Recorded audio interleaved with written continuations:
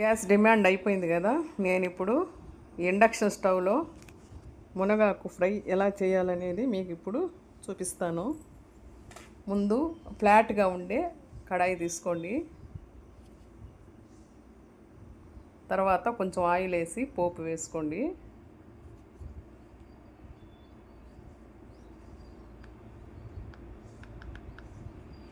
అందులోనే కచ్చా పచ్చా దంచుకున్న తెల్లగడ్డలు, ఒక ఎండుమిర్చి తీసుకోండి. అది కొంచెం కచ్చా పక్కా వేసి అది కూడా పోపులో వేసేయండి. ఆ తర్వాత మంచిగా కడుక్కున్నటువంటి మునగాకును వేసి దాంట్లో కొంచెం పసుపు, కొంచెం ఉప్పు వేసి కొంచెం కలయబెట్టండి. ఇప్పుడు ఈ ఇండక్షన్ స్టవ్లో నేను 100 దగ్గర పెట్టున్నాను అనమాట. ఇవాళ ఇందులో నేను కర్రీ చేయడం స్టార్ట్ చేశాను. అవుతుందా కాదా అని, అందుకే మీకు వీడియో పెడుతున్నాను. చూడండి, అది 100.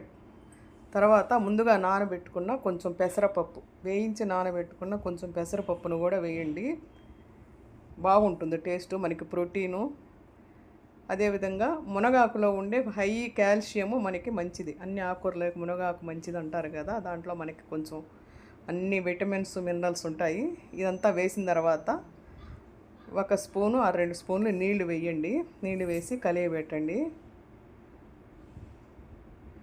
ఇప్పుడు మూత పెడదాము. అవన్నీ కొంచెం దగ్గరగా చేసి మూత పెట్టండి.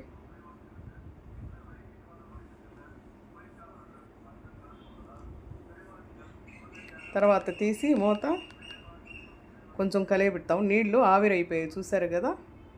ఇట్లా కొంచెం కలియబెట్టాలి. కొంచెం మనం నోట్లో వేసుకొని చూస్తే అది కచ్చకచ్చ అనకూడదు. ఆకు మెత్తగా ఉంటే బాయిల్ అయినట్టు. పప్పు కూడా ఆల్రెడీ ఉడికిపోయింది, ఎందుకంటే వేయించాను, నానబెట్టాను కాబట్టి. ఇప్పుడు నేను దాన్ని 200 డిగ్రీస్కి తీసుకొచ్చాను.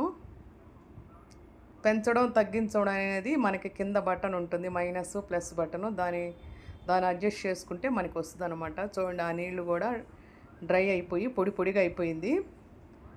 ఎండుమిర్చి కనపడుతుంది చూడండి. ఎండుమిర్చి, తెల్లగడ్డ దంచి వేస్తే మంచి స్మెల్ వస్తుంది, బాగుంటుంది అనమాట. ముఖ్యంగా గ్యాస్ లేని వాళ్ళు, బ్యాచిలర్స్ ఆకుకూర తాళింపు చేసుకోవాలనుకుంటే ఇట్లా చేసుకోండి. ఫైనల్గా నేను తురుముకున్న పచ్చి కొబ్బరిని వేసాను టేస్ట్ పర్పస్కి. ఇది అన్నంలోకి సూపర్గా ఉంటుంది. ఈ తురుముకున్న కొబ్బరి వేసుకున్న తర్వాత కొంచెం అటు ఇటు కలియబెట్టేసి,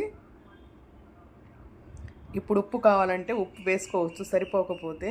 సరిపోయిందనుకుంటే వదిలేయండి. చూసారు కదా, పొడి పొడిగా అయిపోయింది ఆకుకూర.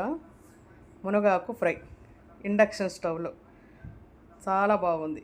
ఈ వీడియో మీకు నచ్చితే లైక్ చేయండి, షేర్ చేయండి. మరిన్ని వీడియోల కోసం నా ఛానల్ని